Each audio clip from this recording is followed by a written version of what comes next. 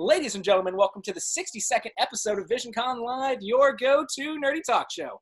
I'm your host, Zach Wilson. You didn't come here to see me today. You came to meet the people of the hour. In this corner, we have Jesse and May from Pokemon, Karina from One Piece, and many more. And in this corner, we have James and Meowth from Pokemon, Weevil from Yu-Gi-Oh!, and many more. Prepare for trouble and make it double because, ladies and gentlemen, please help me welcome the one, the only, Michele Knotz and Carter Cathcart. Guys, how are we doing today? Very good. Fine. I'm glad to be here. Carter, Thank you for having us. Carter, I'm going to be honest. I thought your audio died, and I kind of got freaked out for a little bit. Oh, sorry. Well, I just figured crickets. I mean, I used to get my share of those. Thunderous applause. Yeah.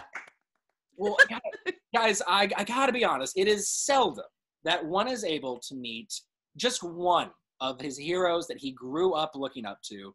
But it's very humbling when you do not just one, but get to meet two of them at the same time. So on a personal note, I really appreciate this, guys. Yay. Thank you. Thanks for having us. Thanks for having us. And it's great to see. I never get a chance to see Michele. We got to get rid of this stupid. I miss you. I miss you too. I haven't seen you in like a year and a half. No, it's ridiculous. I did get both my vaccines because I'm apart. So, but you guys come next. We got to, we got to get together. I held out for the longest time because I'm 25. I wanted to make sure everybody else got a chance to see theirs.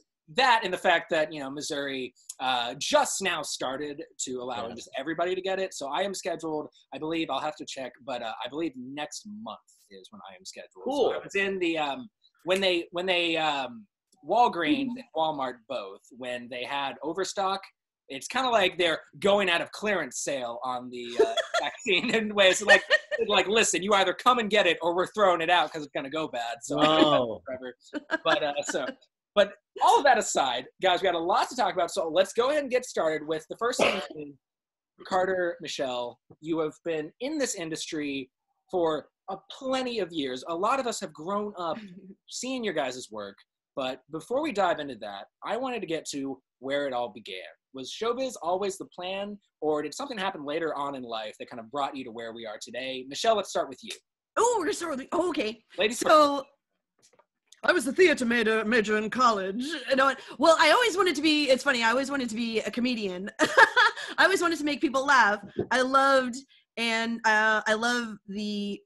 women, like the females that paved the way for like actresses and comedians and things like that. Like I always looked up to Lucille Ball and Carol Burnett and Tracy Ullman.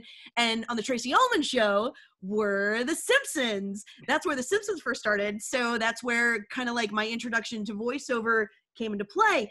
But I was a theater major in college and I wanted to be on Broadway and I'm going to be a star and I want to be in like funny plays and things like A Funny Thing Happened on the Way of the Forum and things like that and musicals and things like that. And I didn't realize how really difficult it is. Like you're sitting there with a number with like thousands of other people. And if they don't call your number, then you don't get to audition that day. And you're there from like 5 a.m. to like 5 p.m. and just waiting and waiting and waiting. And I'm like, ugh. So I changed my major and I studied radio and television broadcasting. So I ended up in news, which is totally not my personality. So I worked in like radio for a little bit and then I worked in news. I worked at a CBS and an NBC affiliate in Pennsylvania. And I also worked at MSNBC in Secaucus in New Jersey for a little bit and I hated it and I hated my life. Can I ask you a question, Michele? Just sure. Because I know that you were doing that stuff. If you want to, can you talk like this? Like a broadcaster? Or is that something that you didn't?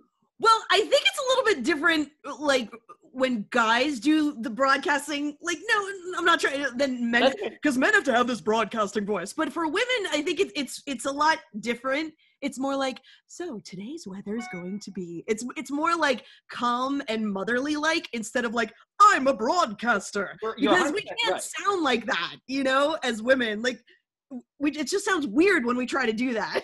Well, and like even when I just did that intro, I don't know if anyone ever notices, but I intentionally lowered my voice to be, I don't know, a little bit more bombastic because my natural voice is got that feminine twang to it. So, so I 100% agree with you. But anyway, so continue. You're like a tenor. You're more like a tenor, sort of, instead of like a bass. When I did choir, I was definitely a tenor. In the same range I do. You speak the same range. I mean, it's kind of Right. singing, like, be You're my both, like, love, you know, we just do opera, you know. Sorry, kitty. You both have like these tenor singing voices for like the two of you. You're like in the higher range when it comes to guys. But anyway, so, you know. So I was in news and I hated it. Ugh. It was too real, too much death and destruction every day. I'm like, get me out of here. So it's so funny. Bang Zoom and a lot of companies and studios at the time were having like, oh, win a role in an anime. And my friend was like, you hate your life. Why don't you try to do that? She was my best friend, and I'm like, all right, sure. So I did it was like Anime Idol. It was with Central Park Media at the Marriott at, what convention was that? Now I forget the convention.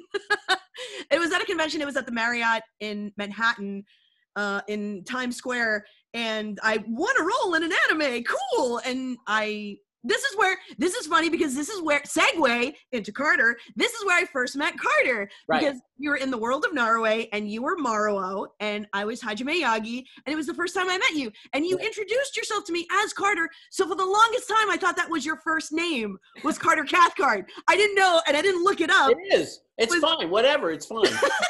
There's a lot worse that could be. Yes, I remember. I was thinking about that today. That studio that was out in Brooklyn. It took 4 hours to get on the subway to get out to it. And that's where I met you. And I was just leaving, you know. And you were so sweet. I was like a little babby. You're a cutie pie. And then later I heard the work and I went, oh, this is really good. Oh, thank you. So I talked to like you and like the other actors and stuff and the directors and producers and people. I'm like, I want to do this, like for real. I want to quit my other job and I want to do that. How do I do this? So, and that was kind of like my introduction into it. So, snowballed to where we are today. Yes. All right, so Carter, all right, how about you? So how did we get here? Well, it's been like, you know, the longer you live, the more crap happens. So, For sure. I was in music starting after I graduated from high school. I was playing with Dave Brubeck's son, Chris. And so then I was playing with Dave Brubeck and Jerry Mulligan and all this. And we were on tour till the mid-70s. I moved to New York, joined a band, lived in Brooklyn, downtown in a loft. You know, we were struggling, doing our best. Well, that band eventually turned into the Laughing Dogs, and we had a record deal on CBS. We did 2 albums. So that was until the early 80s.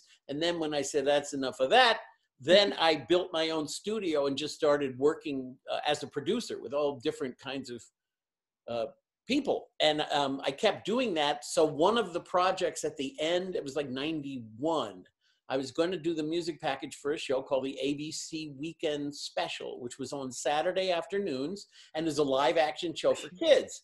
And the host of the show was a cartoon cat named O.G. Readmore, which obviously— I remember this. O.G. Readmore.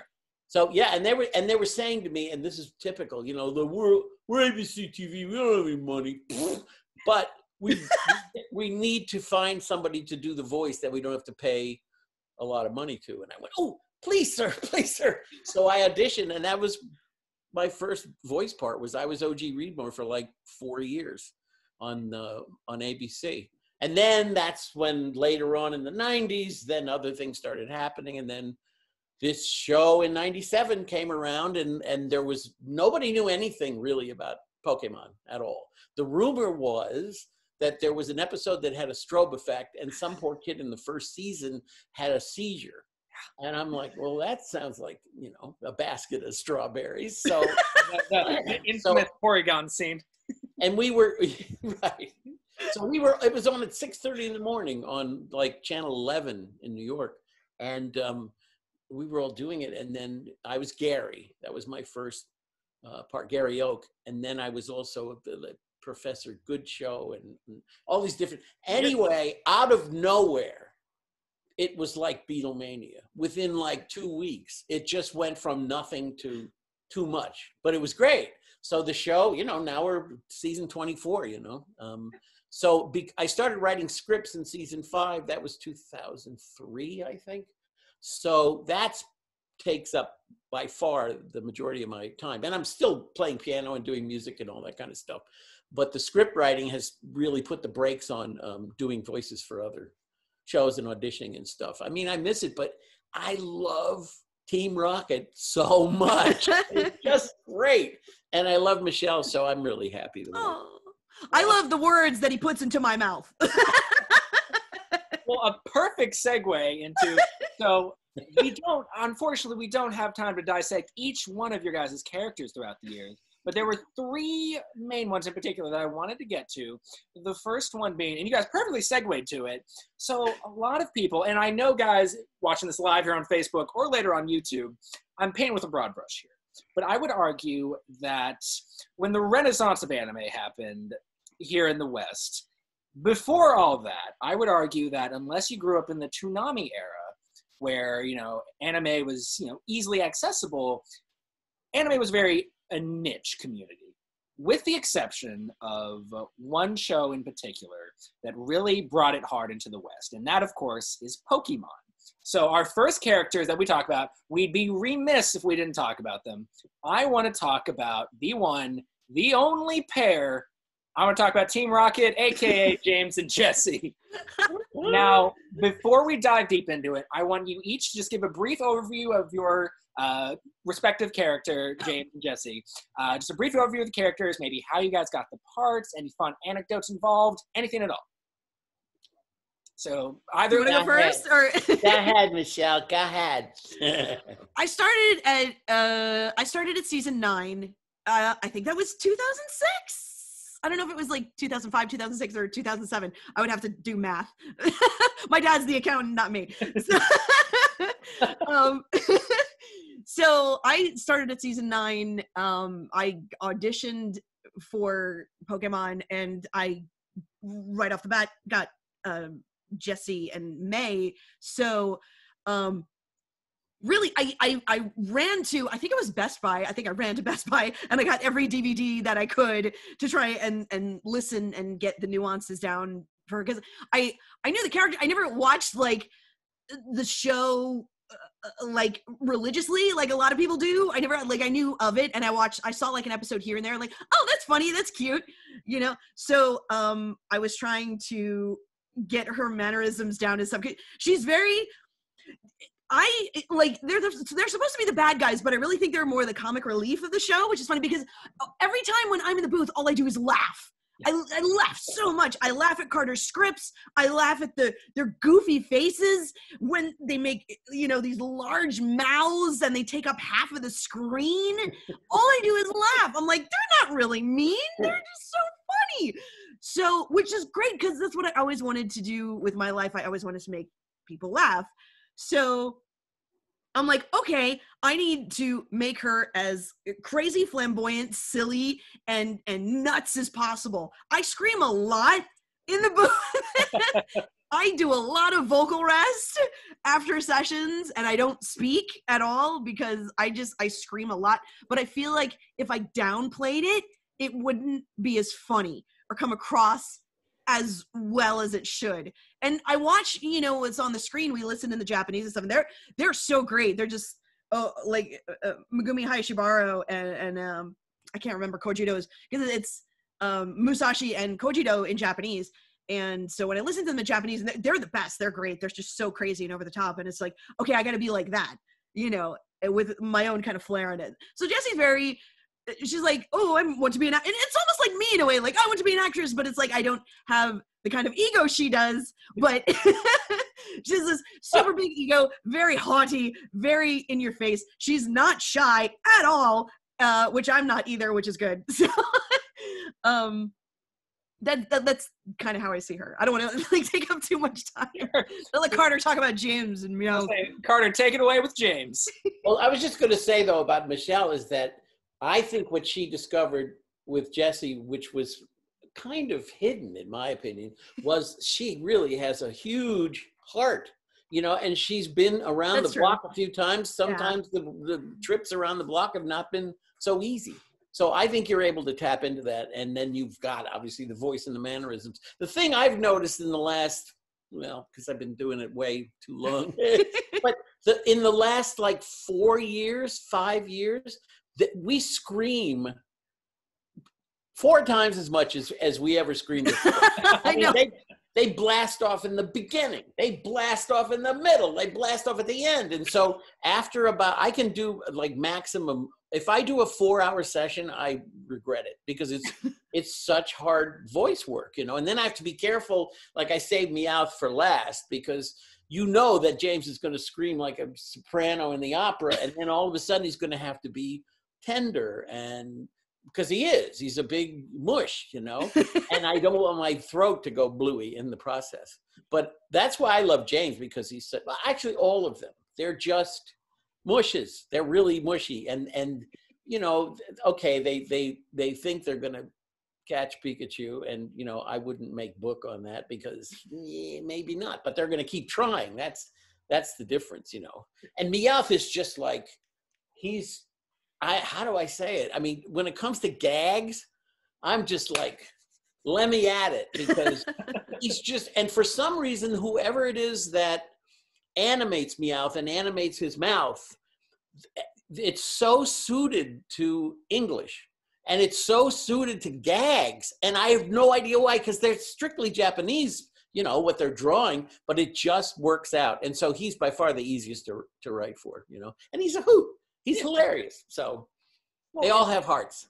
And with an incredibly long history of working together, you know, it's pretty obvious you two have a blast playing these characters, playing them together. But I just wanted to ask, was the chemistry between you two immediate, or did it kind of require a little bit of time to cultivate? I feel like it was immediate. I don't know. He's like the easiest guy to get along with, seriously. We do cons together, and it's just, we play off of each other so well. It's like we've known each other our whole lives, even though, you know. I agree. It was immediate. It was immediate. When I took I took the subway home from that studio after meeting her, and I was just kind of like, she's got to do. I mean, come on. When am I going to see her next? And how long was it before? A matter of weeks? And then you were there. You were there, Taj, and I was like, yay! So I know, I couldn't believe it. I was like, ah! I was freaking out. I'm a huge fan of her for every reason. You know? Hey, you and I both. And being a dollface doesn't hurt either. I love you, Carter. I've been seeing everybody. I just stayed home. I have me and my Piplup. There you go. Yeah, a lot of people in the chat are saying they love your Piplup. Oh, thank you. It's got a Piplup hat. Ow! That's funny. Right, we'll jump a little ship, and we're going to come back to Pokemon. But first, I wanted to give each of you a character individually. So we'll start with Michele. Now, this next character is part of one of the biggest, definitely biggest shonen animes, if not one of the most popular animes ever, with high-grossing films attached to these animes. That anime, of course, is One Piece, aka my girlfriend's favorite anime of all, aka an anime I'm a recent but avid fan of. So I want to talk about one of the leads of my favorite One Piece film. I want to talk about Karina from One Piece Karina. Like we She's did. So cute. Oh my God, yes.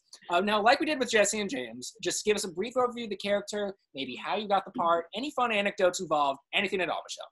So this was really funny. At the time, this was like 4 years ago. I think it was like 4 years ago or so. So my really, really good friend, Damon Mills, who is doing amazing right now in California. Good. So he was living in Ohio, and I'm still living in Jersey because I mostly work in New York, commute. But so he wanted to move to Texas and work with Funimation. And I'm like, okay, cool. It's like, and I wanted to help him. And it's like, all right, let's get an Airbnb, and we're going to go look for, you know, like apartments and things like that. We're going to look around, and I want to help you out. But at the same time, we're like, let's see if we can get some work with Funimation, because we've met a lot of the Funimation directors and producers and voice talent there at conventions and things. And a lot of them are super, really cool. So I was like, let's go, let's do this. I took I think it was like 2 weeks. And then right afterwards, we were going to San Japan anyway. So I'm like, oh, maybe I could ask San Japan. It's like, can you fly me in a little bit earlier? And then I paid for the Airbnb. We're like, I flew in, and Damon drove. He basically packed up his whole entire life in his car, and he drove. Yeah, he's amazing. He's so talented and wonderful and amazing. And we both went to Texas, and we both like emailed people at Funimation, and so I got an email from Joel McDonald, and he's like, we have this part, we want to see if you'll fit with it. And that was young Bojack in One Piece 3D2Y. So I'm actually in 2 different One Piece shows. So I went in and I read for him, and it was just good timing. It was just really good timing. And Joel was like, Damon came in with me, and like he watched the session and stuff. And he was like, excuse me, Joel was like, so we're auditioning for this One Piece movie right now. While you guys are here, he's like, how long are you guys going to be here? And we're like, we're going to be here for like 2 weeks. But I'm like, we'll stay longer. It's fine. Like, I'll just tell the Airbnb people, like, we need to stay longer. Like, and we'll stay as long as you want. He's like, would you like to audition for this movie? So the both of us were like, yes. Easy. And it was incredible that both of us got parts in this movie. I got Karina, and he got Tanaka. And I feel that Damon stole the show with his like, and he was the little like evil guy, and he was so funny and amazing and incredible. And like Joel saw his talent like right away, immediately. And I'm like, yes, like you have to stay here, and you have to work at Funimation. You have to stay here, and you're gonna do amazing. You're gonna do incredible with this company. So Karina is awesome. She used to be a friend of Nami. No, of Nami. Sorry, her name just slipped my mind. And I'm like, she's right on the screen. Nami, I know her. She used to be like an old friend of her, and they met up again. And it's like, oh, Nami, hello, how you doing? So Karina's really cool. I got to sing a little bit, it was really nerve wracking because I was so nervous. I worked with Joel McDonald to do the lines, but the singing part was with Mike McFarland, and he does a lot of the music stuff. And I didn't even know he did music. So I worked on the singing part with Mike. Super amazing, talented, wonderful person. But I was so nervous. I was so nervous doing this. And he's like, all right, well, listen, you're here first. And then Keith Silverstein,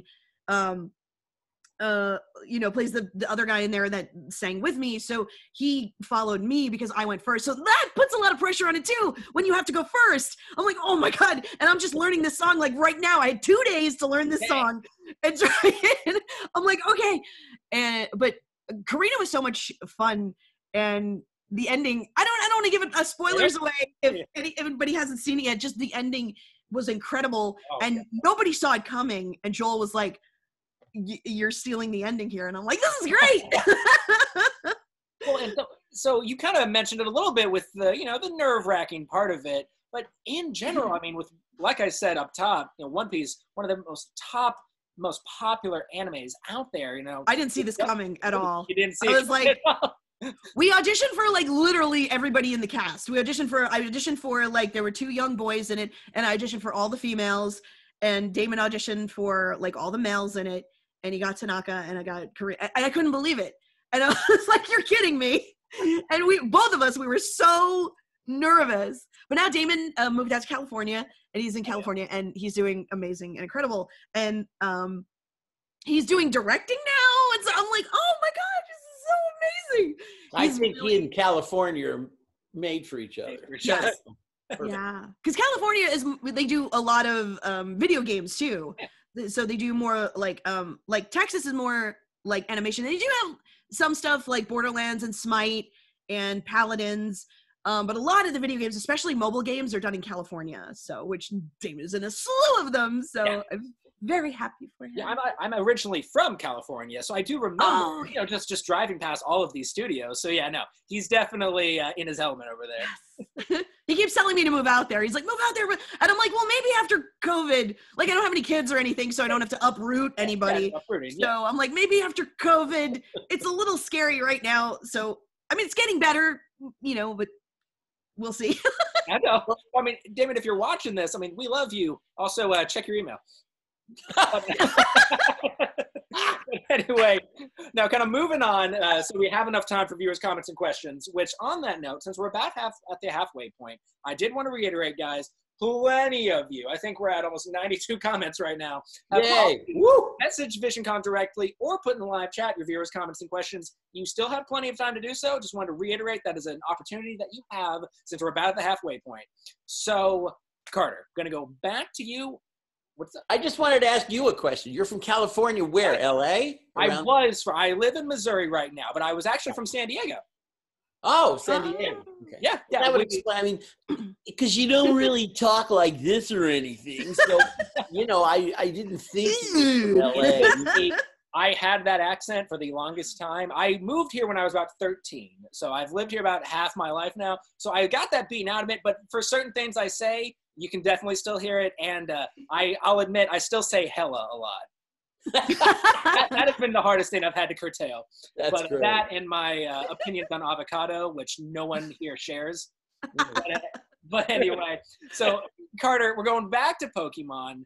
And we're talking about, and you mentioned him briefly, but he's the lovable yet mischievous. I want to talk about, I want to talk about the one, the only, the man himself. Let's talk about Meowth. Well, So I mean, what's not to love about the guy? Exactly. The thing about Meowth, I started adapting scripts in season 5. And at that time, Maddie Blaustein was doing the voice of Meowth. And I loved Maddie. Her talent was just, you couldn't measure it. And so, we would talk a lot about scripts and do all that kind of stuff. So I felt like while I was writing all this stuff, it was like I was just really getting inside Meowth's head, obviously. So when season 9 came around, I just said, please, can I please do it? And he's such a sweetheart, but he's such a Weisenheimer. So I spend most of my time writing scripts. What my goal is to push the envelope, because it used to be easier to push the envelope earlier on in Pokemon. I mean, I used to get away with murder. Talk about 2 or 3 level jokes. Be like Bugs Bunny, where the kids are laughing, but the parents are peeing their pants. They're laughing so hard. So I always try to do that, and a lot of times I'll get pulled back. But I figure if I don't push and try to do maybe some double entendres or stuff, or just break the fourth wall or all that kind of stuff, then I'm not doing my job. But for this guy, like I said, his flap, he's so easy to write to. And, there's a rhythm between the 3 of them, definitely. They do switch around, but it's usually, the wind up, the pitch, and the hit. I mean, that's just what they do. And Meowth is, I know that I get to write gags and then go in the studio and voice them. I mean, that's what more could I ask for besides? It's a dream. Anyway, so that's Meowth. He's a good guy. Well, then there's definitely, like you said, a rhythm between the 3 of them, but it also helps when, the 2 of you voice them. So I did want to ask, you both voice multiple characters from Pokemon, and, Meowth and James specifically, they sometimes where they interact with one another. So basically so at that point, you're basically having a conversation with yourself. So is that ever difficult, or does it ever provide or present some unique and entertaining challenges? I can't tell you the times I have said in the studio, could we just do this page live? And if talking to Meowth, because I like to go back and forth, then speak like this and then speak like this. I can do that, but they never, because they want separate tracks for everything. Sure. But it's the tone of James and the tone of Meowth is so completely different. It's never a problem. It's enjoyable. I wish that Michelle and I could just work that would be so cool in the studio. Yeah. So that would be so cool. We've never done that. We work by ourselves. Yeah. Right. We go in the booth and we're by ourselves. Like I never get to work with you. Like never say never. Right. All right. Well, we're gonna jump and ship a little bit from your guys' directing and voice acting. And Michelle, I want to talk about something that I want to preface with. Now, you're not the first guest who has done Twitch. We've had other guests in the past. And so I want to phrase this, though. I want to tell you the same thing I've told others. And I forget who was the first guest who wanted to promote their Twitch channel. But I'll tell you the same thing I told them, which my first thought when they told me that was, okay, I mean, who doesn't have a Twitch channel nowadays? But as Carter doesn't. But okay, yeah, maybe Carter doesn't. But I will admit, as I often change. We're getting them a Twitch channel. There you go. But I will admit something that I often am. I was wrong because I don't know what it is. But you, and I'll censor myself because we have a lot of kids in the chat right now. You guys just freaking get it. You guys understand how to provide, compelling and entertaining content while also simultaneously engaging with your audience. So real quick, I wanted to do a special spotlight to your Twitch channel. So, oh God. Oh my God. Yeah. So I wanted to ask how you got it. So cool. Yeah. Click on the About section, and then you can see I had some artwork done, commissioned. Yeah. So you can see like some of the artwork. Like there's Elisa Boskanovich, and there's Athena from Aria. How cute this is. Yeah, we're gonna go through the entire page. I'll scroll around. All of our live viewers or viewers that are watching this later on YouTube can see what is there. But just tell everybody maybe how you got into Twitch, some of the content that people can expect to see if they choose to follow you, anything at all, especially for our audio listeners. Thank you so much. Oh my God, this is so cool. So I'm usually on, like it says, there's a schedule. So I'm usually on Friday, Saturday, Sundays. Right now I'm playing Link's Awakening, and Saturdays we have this thing called Splat Smash Saturdays, where I like to get the community involved and we all play Super Smash Brothers and Splatoon together. It's so much fun. And on Sundays today, actually after this, I'm going to be playing Persona 5 Royal. So there's Karina, she's my Twitter, and I had them like interact. So I had these commissioned, her name is Jazz, she's on Twitter. She did these cute little like chibi kind of characters for me that I could put on my Twitch channel. So yeah, we just broke 6,000 followers on Twitch, which is amazing. I'm like, yay, thank you so much. Yay. So I couldn't believe it. Basically, so I did this because of COVID. So I used to do conventions a lot, and Carter and I would do conventions a lot and together. And once the pandemic hit, like I didn't work for like 8 weeks in the beginning. And I remember I was texting, Carter and I were texting a lot at like 3 a.m. because we're up. And like, we're like, what do we do with our lives? We don't know what to do. Like, we don't know nobody knew how to record from home. And I kept telling people, I'm like, I have a whisper room because I used to do audiobooks from home. So I'm like, I have a whisper room. I'll get a better microphone. I got a Neumann, and I'm like, screw it. And I'm like, I can record from home, but I didn't work for 8 weeks. And I'm like, I need to still pay bills and keep the lights on, I'm like, so I'm like, what do I do? So this was like, so I bought like all of this equipment, and I'm just like, okay, I'm gonna start doing Twitch. We're gonna start doing Twitch. And I've actually, like, this has helped me out so much financially, but also like mentally and emotionally too, because like just constantly being at home, I'm working from home and being at home, and I was just going to the supermarket. Even like I couldn't even go to my chiropractor. She was closed for like a month. She was closed for like a month. My back was killing me. So I had to get a better chair. I had to get a gaming chair because my back was killing me because everything was closed. Like everything closed down. Yeah. And I couldn't go anywhere and I couldn't do anything. And I'm like, I need some kind of gateway to the outside world. And the people that have come onto my Twitch channel have been so amazing. I call them the Knott's Berry Farm. Oh. And they've been so supportive and helpful. And I really want to give a huge shout out to my mods, Angelina, Stephanie, Steakhouse, Steve, and Phantom. Thank you so much. Hell yeah, Steakhouse. Steakhouse. His name is Steakhouse. Isn't that cool? His real name's Matt. His name is Matt, but we call him Steakhouse because that's his nickname. And they're my mods, and they help me out so much. And I appreciate them, and I appreciate everybody on my channel. And like I get like 50, I'm trying to make partner. I'm an affiliate, so I'm trying to make partner, and I have like 50, 60 people watching me at a time, which is great, and it's been so helpful to me.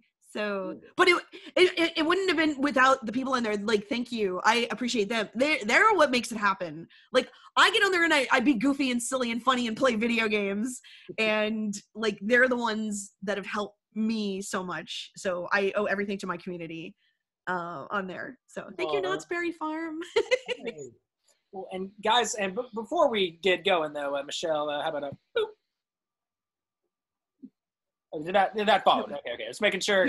There was a bit of input when I hit that follow button. Yay! Oh, thanks for following. Okay, and guys, I've got that link as well as a bunch of other ones in the live chat if you're watching this live on Facebook, or if you're watching this later on YouTube, or listening to this on Spotify later. It'll be down there in the description box below, guys. And with that said, ladies and gentlemen, if you haven't already, message Visioncon directly or put in the live chat your viewers' comments and questions. Now is your last chance to do so, because, ladies and gentlemen, we're in the plug zone. Carter Cathcart and Michele Knotz, now is your opportunity to plug, promote, advertise, whatever verb you want to use, anything you guys want. Floor is yours, guys. Carter, you want to go first? Or Well, I'm going to Indiana in about a week and a half. And, when we went out on March 12th of last year, we flew out, and they closed the world on March 13th. So we couldn't come back for like 3.5 months. I was texting. And I love Indiana, so it was fine. But one thing I was doing is every Saturday night I'd do a live gig, play piano or guitar, sing, just do stuff like that. And they got pretty popular. So I'm looking forward to going back and doing that. You know, as far as like having a site with the merchandise and stuff, I don't have that. I think ever since I started writing scripts, it's like today, I was going to tell you, Michelle, I hadn't seen any of season 23 on Netflix. I'd never seen any of the finished product. Oh, okay. And I'm watching it and I'm trying to just dig it. And I'm like, well, that line's early. And no, they should have moved that flap, and that flap is wrong. They should have compressed that. And I'm like, oh my God, you know, it's in my brain, in other words, which is fine. I'd rather have that in my brain than a drill. So, but really, and I mean, I'm doing a lot of music, and I am planning on doing an album. Like, as soon as people can start, you know, I have a drummer. We're ready. We have a studio up with, you know, up in. Who am I thinking of, Michelle? Joe? Are you doing you're doing this with Joe, right? Yeah, Joe DeGiorgi? With Joe, and I'm going to go up with the guitar and cut at Headline Studios. Right, Yeah. and then we'll overdub other stuff, and I'm hoping by the summertime that'll be done. So that's my other focus too, is trying to, because I've written a lot. I mean, one thing about COVID, man, it makes you write stuff. So I got a lot of new tunes, and I'm looking forward to recording and getting back out to Indiana and just keep performing. That's it. I mean, and Pokemon is doing great. Also, Michelle, I realized I had totally forgotten that I was in, and maybe people get mad at me, but I was in the original One Piece back in 2000. Right. Oh, yeah. That's right. And so I don't know any of the history after that, because 4Kids was doing 8 shows at the same time. So I went in and I read the characters. I don't remember doing them, but am I right that people hated that One Piece? I mean, I don't know about hated. Well, there was something about it that they. Well, no. It's not. No, I don't think it has to do with like the voice acting. It's just that they reanimated a lot of stuff. See, I feel like One Piece is not. They tried to make it a children's show, and One Piece really isn't a. I mean, come on, look at the ladies on there. I mean, yeah. I'm not gonna. It's not. That's not for kids. And they reanimated so many things like smoking and things like that. And that's what people got upset about, because it's really more for like teenagers and 20-year-old, like older people. Right. This is not for like 5-year-olds, 6-year. This is a show that's not.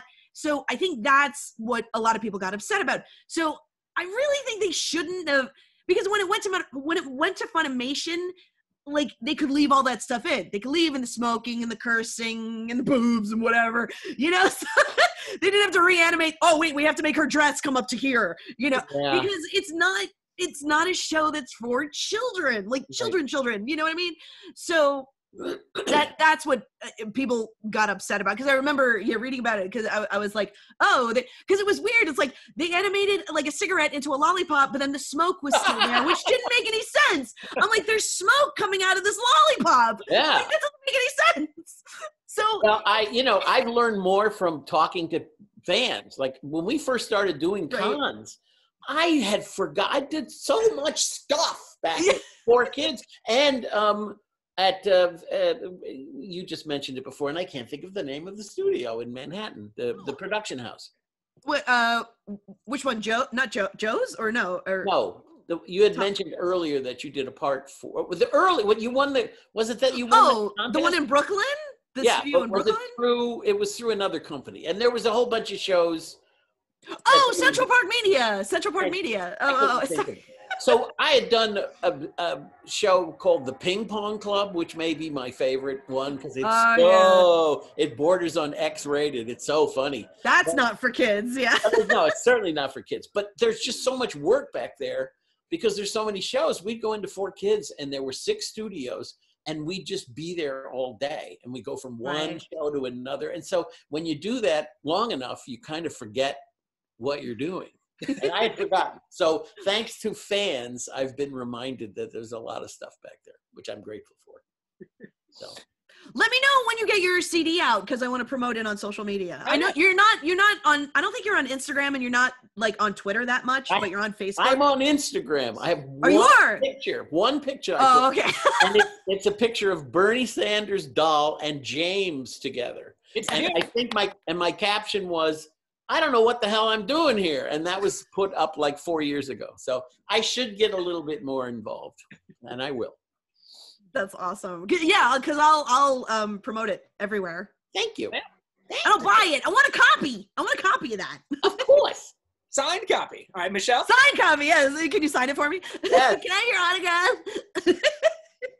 I already have Carter's autograph, actually. I have like a ton of his prints, and they're all autographed.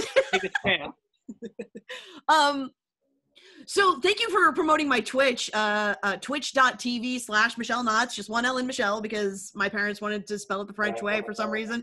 So yes, please follow me on Twitch. I would love to get to 7,000 followers. That would be awesome. We broke 6,000 followers. So I'm on Friday, Saturday, Sunday, usually mostly like 7 p.m. Eastern time.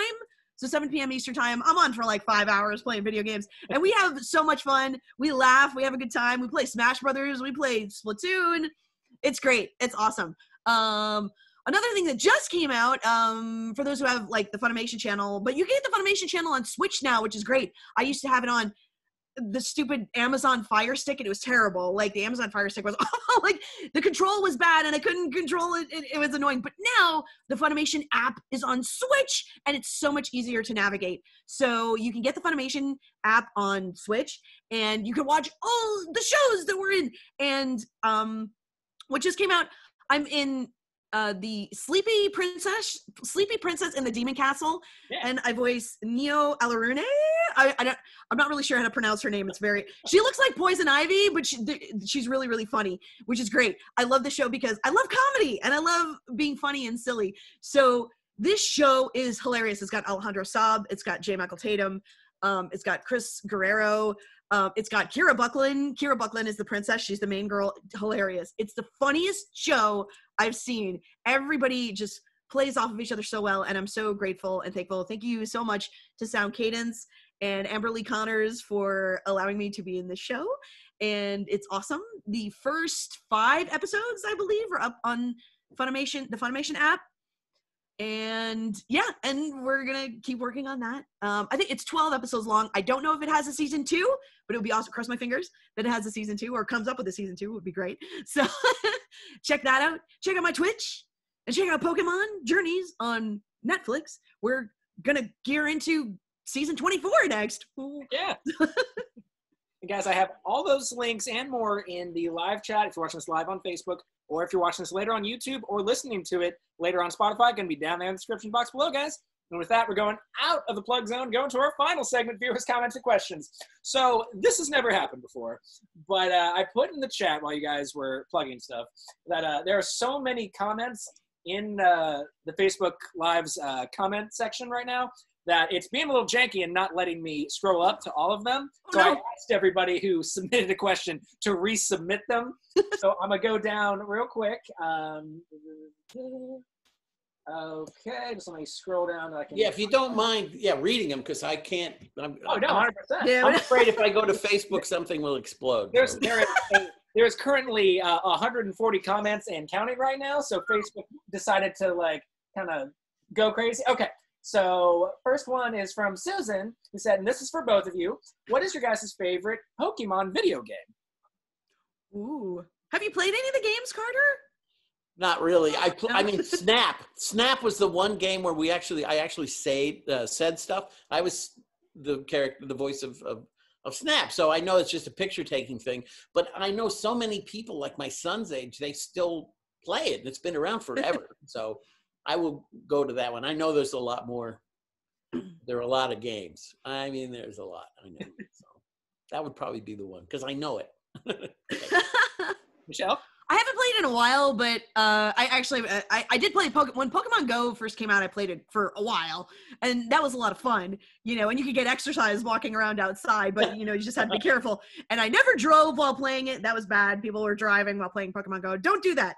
So, I haven't played it too much now because I'm getting more into like Twitch games. I did play Pokemon Shield. You can check out my VODs on YouTube. And see, when I first started doing this a year ago, my 1-year anniversary will be coming up on May 15th on Twitch. I can't believe it. Wow. And I first played Animal Crossing, and then I played Pokemon Shield, which was really fun. And it was really cool because, like, they don't put voices in that. So it's like I could give them voices, which is great. So I was giving them all like British accent and stuff like that. Because it's supposed to be in the UK. Yeah. So it's like I was giving the British and Scottish accents going around, which is really fun. we created a drunk Chairman Rose, which was hilarious. So he was all like, "Oh, good to see you." And just like, Pokemon. It was funny. It was a blast. So check out my VODs on YouTube, and you can watch me play Pokemon Shield. So James tuned in and said, "This one's for Michelle. Do you have a favorite version of Jessie?" Favorite version, like yours, art style, or well, my favorite season actually is Sun and Moon, and I think Carter really likes Sun and Moon too. When they were in Alola with all the kids and they went to school, and I thought that was really neat. And there was like a bunch of kids instead of just like Ash and one other person or something, or two other people. Right. So I thought that was really cool. And I got to play Beware and Stuffle in Sun and Moon, which was great because, and Mimikyu was funny too, and Marini, and it was just so funny. The Malasada truck, everything was hilarious in Sun and Moon. That is like my all-time favorite season out of any of them is Sun and Moon. And they did change the art style a little bit, which took some getting used to for some people, but I thought it was cool. I was like, oh yeah, they look different. That's great. And the same with the movies, because then they had like the CGI movie, the Mewtwo Strikes Back, which was really cool. I'm like, they look like Frozen characters. I'm like, oh my God, she looks like Anna or Elsa. I'm like, this is amazing. And I thought it was so cool. But I know Carter had a tough time writing with that because they're actually saying words. Oh, really? Yeah. And Japanese words to boot. And Japanese 90% of the words in Japanese end in open vowel sounds. Right. And we don't do that here. So I wanted to make it sound and look as close as I could, but it drove me nuts. I got it. Because usually the anime, there's an occasional, they'll pronounce like, an O or an A or something, and then I can fit that in. That's no problem. But when it's like nonstop talking, like, so I shoot myself. So I think it turned out fine. So it's good. It did. Okay, so this one's for Carter. This one's from Lee, who said, and also him and several others also said that they would buy that CD, Carter. Yeah. Thank you. I will definitely make it available and let you know. Get her done. Lee said, this one's for Carter. In addition to voice acting, how did you get involved in both music performing and script writing? Musical performing, I started taking piano lessons at 5. And I was performing when I was 6. And I just, I really took to piano, and then I just took lessons the whole time. Then when I was 14, I went away to the Interlochen Arts Academy and majored in piano. So when I got out of there, that's when I met the Brubecks, and then it's been nonstop music pretty much all the way. The script writing, actually, as much as I love doing it, I love doing it, don't get me wrong, but I got sole custody of my son, who was 8, and my daughter, who was 7. And it was me and them. And I was like, and I needed to be able to do something and be home, because I was taking them to school, picking them up, doing their clothes and making their food and all that kind of stuff. So then at the same time, the original scriptwriter for Pokemon, Michael Hagney, he went on to Kirby. And I knew everybody, and I went in there and I just said, please, I pleaded. I said, give me a chance. And they were like, well, how much script writing have you done? I went, none.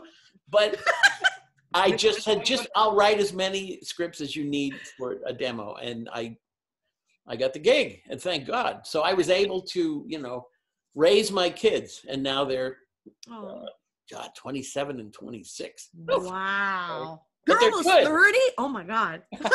Wow. Their stepdaughter, my stepdaughter, Nicole, their stepsister is 35. She's in LA now. So it's amazing. Makes me feel like an old fart. So. Well, we've got time for just one more, guys, and that's going to be from Manuel, who said, for both of you, well, what is the craziest or weirdest thing you were asked to sign at a convention? Oh. Go on. Oh, yeah. I didn't do it. Before I go any farther, I didn't do it. Okay, But all yes, right. I've been asked to sign body parts and underwear. Really? Yeah. Rock star status. Well, that's kind of cool. I mean, Anime NYC, we did that, what was it, 2 years ago, Michelle, that we did that? Yeah.